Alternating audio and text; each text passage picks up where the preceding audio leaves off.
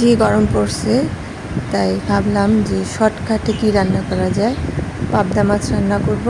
পেঁয়াজ বাটা, রসুন বাটা, লবণ, মরিচের গুঁড়া, হলুদের গুঁড়া, বাস।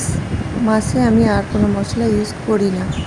সাধারণত ছোটো মাছে হালকা মশলা দেই। এরপর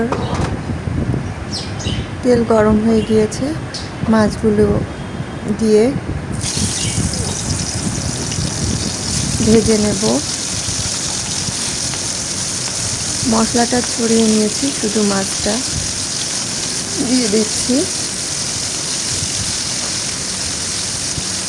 আর অন্য পাশে আমি মাংস রান্না করব, এই জন্য আজ পেঁয়াজ বাটা, রসুন বাটা এবং মরিচের গুঁড়া, হলুদের গুঁড়া, ধনিয়ার গুঁড়া আর জিরা।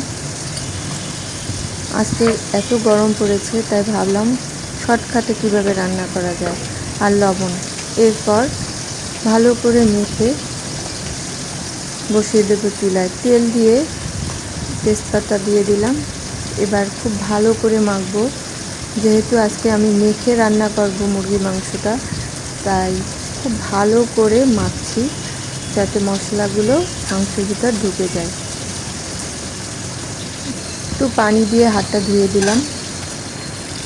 চুলায় দিয়ে দিলাম, ঢেকে কিছুক্ষণের জন্য রাখলাম।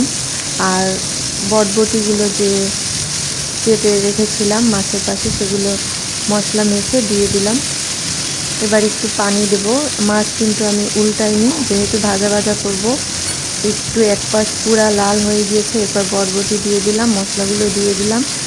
আর মশলা যে বাটিটায় মাছ মেখেছিলাম সেই বাটিটা ধুয়ে একটু পানি দেব।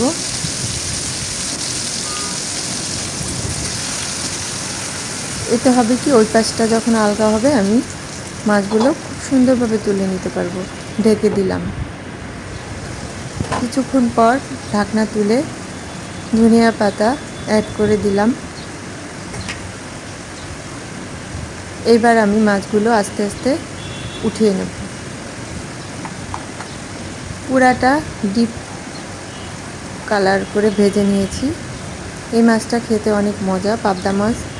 আর সাধারণত আমি এভাবেই মাছ রান্না করি, পাবদা মাছ। একটা মাছও ভাঙিনি, আর হয়েও গিয়েছে। জাস্ট একটুখানি ঢেকে রাখবো কিছুক্ষণের জন্য। ওইদিকে মাংসটা আর একটু কষিয়ে নিচ্ছি। খুব ভালো করে কষাবো যেন কোনো রকম কাঁচা মশলার গন্ধ না থাকে।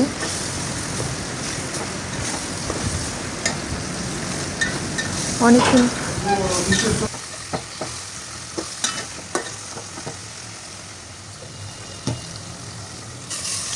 এবার আমি পানি দিয়ে দিলাম।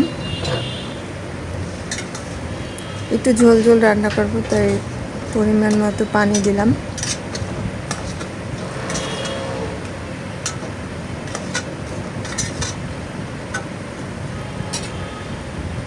ঢেকে দেব আধা ঘন্টার জন্য, মিডিয়াম আঁচ। অন্য পাশে মাছটা হয়ে গিয়েছে, পুরো কমপ্লিট। এরপর মাংসটা দেখব। গরম মশলা অ্যাড করিনি, সেটা অ্যাড করব।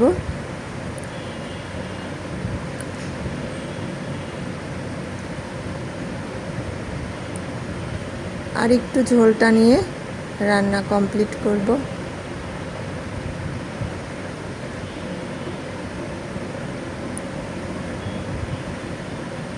এই পর্যায়ে এসে রান্না শেষ করলাম।